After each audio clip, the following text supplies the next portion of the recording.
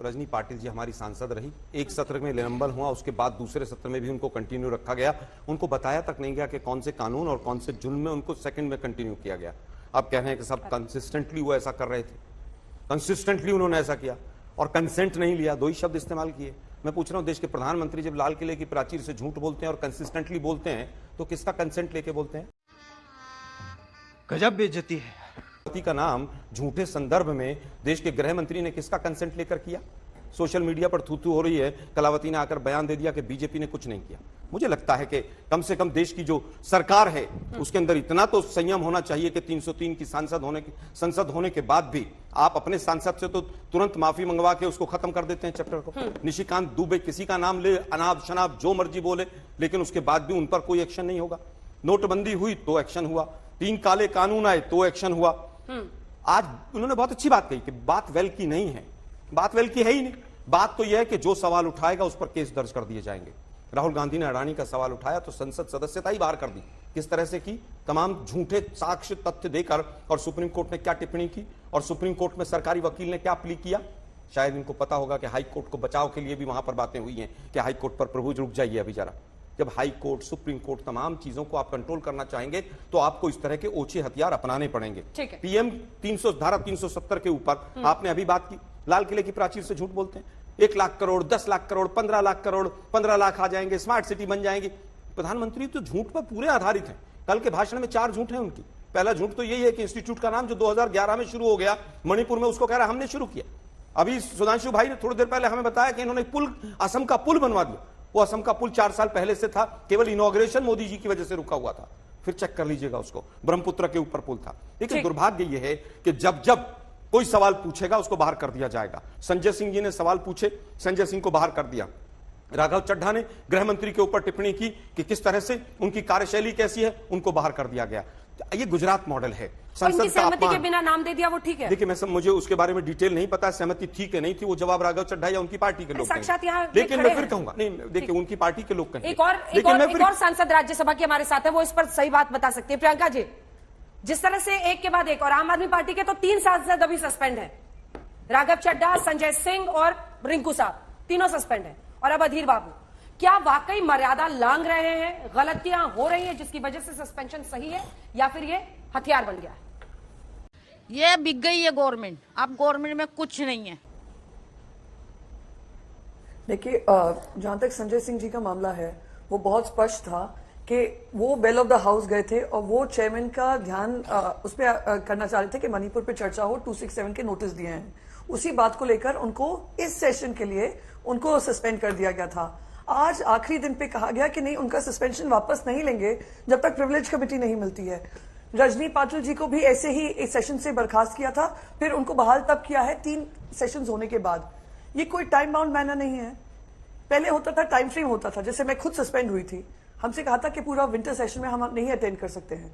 यहां पर अब ये सेशन इतना मिसयूज हो रहा है रूल्स का कि आपको जब मन चाहे आप किसी को भी सस्पेंड कर दें, जितने समय के लिए चाहिए आप सस्पेंड कर दें।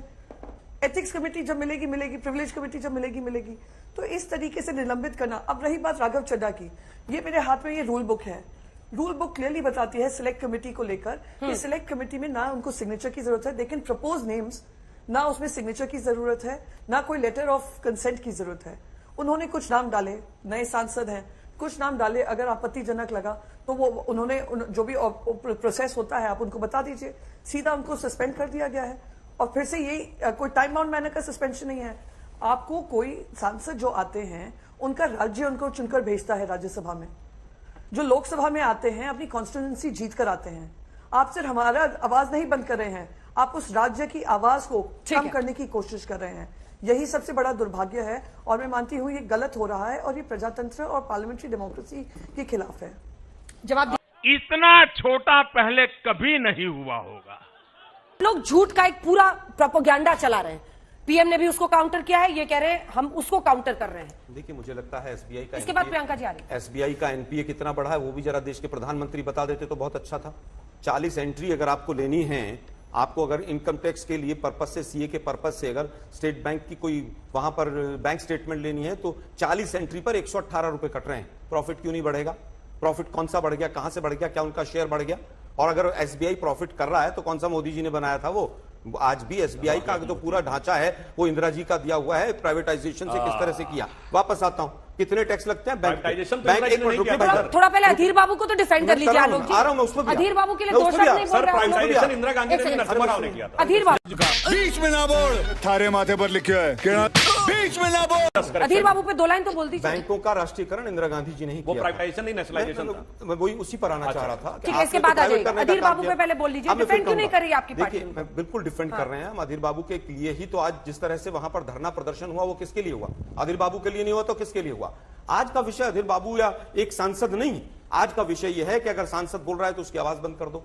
एक दलित लीडर अगर कांग्रेस के प्रेसिडेंट हैं तो उनकी आवाज बंद कर दो। क्या यह सच नहीं है? कितनी बार राहुल गांधी जी की आवाज बदली गई, राहुल गांधी जी के भाषण का किस तरह से ब्लैकआउट किया गया, सारा समय स्पीकर के ऊपर कैमरा लगा रहा। मुझे समझ, आज पूरा देश समझ रहा है कि किस तरह से आप अहंकार में इस सरकार को चला रहे हैं। जिस तरह से वायनाड के बारे में भी सुप्रीम कोर्ट ने लताड़ लगाई कि कहा कि ये वायनाड की जो वोटर्स हैं, जो जनता है वहां की, उनका कहीं ना कहीं रिप्रेजेंटेशन को आपने खाया है। और उसके ऊपर भी आप कह रहे हैं कि नहीं साहब, हम तो जो कर रहे हैं ठीक कर रहे हैं। कमेटी खेलना शुरू कर दिया है आपने। यही गुजरात मॉडल था, कमेटी बनाते रहिए, कमेटी रिपोर्ट देगी, फिर एक रिपोर्ट और आएगी, फिर दूसरी रिपोर्ट आएगी। यूपी में 100 से ज्यादा एसआईटी बनी है, एक का जवाब नहीं आया। हाथरस की एसआईटी का क्या जवाब आया, जरा उत्तर देके जाइएगा। किताब की बात जहां तक है, किताब फेंकी गई किस चीज के लिए फेंकी गई थी कि 3 कृषि कानून जो थे, काले कानून, उस पर सरकार एक अडानी को बचाने के लिए कहीं सुनने को तैयार नहीं थी। किताब फेंकी गई, कहीं ना कहीं विरोध हुआ। आप तरीके पर सवाल उठा सकते हैं, लेकिन 3 काले कानून आप लोगों ने वापस लिए। आप लोग तो ऐसे हालत हैं कि एक कोई पत्रकार नमक से रोटी खा रहे हैं बच्चे मिड डे मील स्कीम में, वो बेचारा जेल में चला जाता है, उसकी मृत्यु हो जाती है बाद में। जिस तरह से आप लोगों ने तमाम लोगों को जेलों में पहुंचाया, कमेटी में फंसाया, वही खेल आप संसद में कर रहे हैं। लेकिन पूरा देश समझ रहा है कि आप डरे हुए हैं। मणिपुर पर जवाब नहीं देना, मणिपुर पर मोदी जी एक्सपोज हुए तो कुछ ना कुछ तो एक्शन लेना था, वो एक्शन ले लिया। प्रियंका जी, अगर हम करें तो करें क्या, बोले तो बोले क्या? आखिर देश की संसद चलेगी कैसे? आखिर मर्यादा की लकीर खींचेगी कैसे? प्रधानमंत्री को लेकर और द्रौपदी के चीरहरण, अंधा राजा, बहुत सारी बातें कही जिन्हें एक्सपंज किया गया और उस पर आज वो खुद सफाई देने आए और बार बार कहते हैं कि मेरी हिंदी कमजोर है, इसलिए मेरी भावना गलत नहीं थी। लेकिन सवाल यह है कि क्या ऐसी बातें करने से फिर बचना चाहिए? नहीं, क्यों, क्या गलत कहा? क्या द्रौपदी का जो किस्सा है क्या महाभारत में नहीं लिखा है? क्या धृतराष्ट्र अंधे नहीं थे? तो आप किस बात की, क्या मर्यादा की बात कर रही हैं? तो आप कहती हैं जी महाभारत भी गलत है, पार्लियामेंट्री मर्यादा के अनुसार नहीं है। फिर हम भागवत गीता से कोट करने लगेंगे तो आप कहेंगे भागवत गीता की मर्यादा रखिए। तो पार्लियामेंट में मर्यादा कौन सिखाएगा? भारतीय जनता पार्टी क्या नई मर्यादा लेकर आएगी? आज आप देखिए राज्यसभा में इनके खुद के बीजेपी एमपीज उठकर खरगे जी के बारे में इतना उल्टा सीधा बोल रहे थे कि उन पे कार्रवाई की गई। ये खुद बैठे रहे थे, सुधांशु जी आप थे उस समय पर जब खरगे जी को लेकर कहा था तुमको भी बेदखल कर दिया जाएगा। यानी आप खुलकर धमकियां देते हैं, फिर खड़े होकर एक मिनिस्टर कहती है तुम्हारे घर पे भी ईडी आ जाएगा। तो आप मर्यादा का पार्ट सिर्फ विपक्ष के लिए है और ये लोग जो सब कहे वो संस्कारी है। तो ये इस तरीके का डबल स्टैंडर्ड हिपोक्रेसी जो हो रही है उसको उजागर करना हमारी जिम्मेदारी है। दूसरी चीज मैं बस कहूंगी, यहां पर इन्होंने कहा, सुधांशु जी ने शुरुआत में कहा कि संजय सिंह जी टेबल पे चढ़ गए थे, कुर्सी पे चढ़ गए थे, माइक तोड़ा था। उस समय पे भी वो सस्पेंड हुए थे भाई साहब। उन्होंने जो सस्पेंशन हुआ था उसका पालन किया था। यहां पर आकर कहना, और वो काले कानून जो फार्मर्स बिल लाए थे उसके ऊपर किया था जो आपको वापस लेना पड़ा था। और उस दिन जो हुआ, आप ये कह दीजिए कोई टाइम बाउंड एक्शन ही नहीं है, क्वांटम ऑफ पनिशमेंट हम डिसाइड करेंगे क्योंकि हम सत्ताधारी हैं, हम क्वांटम ऑफ पनिशमेंट डिसाइड करेंगे। हमने निर्णय ले लिया कि किसको बर्खास्त करना है। अब अधीर रंजन चौधरी जी पे आते हैं, क्या कहा उन्होंने? क्या कहा? प्रधानमंत्री नरेंद्र मोदी जी से कहा धृतराष्ट्र की तरह करें। क्या सही बात नहीं है? जब द्रौपदी का चीरहरण हो रहा था धृतराष्ट्र वहां पे थे, और जब मणिपुर में चीरहरण हो रहा है खुद उसके बाद होम मिनिस्टर वहां पर पहुंचे हैं पर कोई कार्रवाई नहीं हुई। कार्रवाई तब होती है जब वो वीडियो लीक होता है। तो क्या गलत है अगर हमने कंपैरिजन कर दिया? क्या ये बात सही नहीं है? जब रेणुका चौधरी जी जोर जोर से हंसी थी, उन्होंने किससे तुलना की थी? प्रधानमंत्री नरेंद्र मोदी जी से। प्रधानमंत्री नरेंद्र मोदी ने, उनके लिए कोई मर्यादा की नहीं है, कोई सेंसरशिप नहीं है। कुछ सारी पार्लियामेंट्री डेमोक्रेसी की जिम्मेदारी और पार्लियामेंट्री मोरालिटी की जिम्मेदारी विपक्ष की है। जवाब दीजिए इसका सुधांशु। तुम्हें शर्म है? कुछ शर्म आया है? कि मुझे लगता है देश के larger than a king size जो प्रधानमंत्री थे उनको आकर बोलना पड़ा और वो एक्सपोज हुए कि वो मणिपुर पर बोलने से डरते हैं। ये पूरा देश समझ गया कि किस तरह से मणिपुर से भाग रहे हैं वो। अब बात आती है कब क्या हुआ। अभी अभी पहलवानों का मुद्दा था, पूरे देश ने देखा किस तरह से दिल्ली पुलिस ने उनके गर्दन के ऊपर पैर रखकर उनको रौंदा।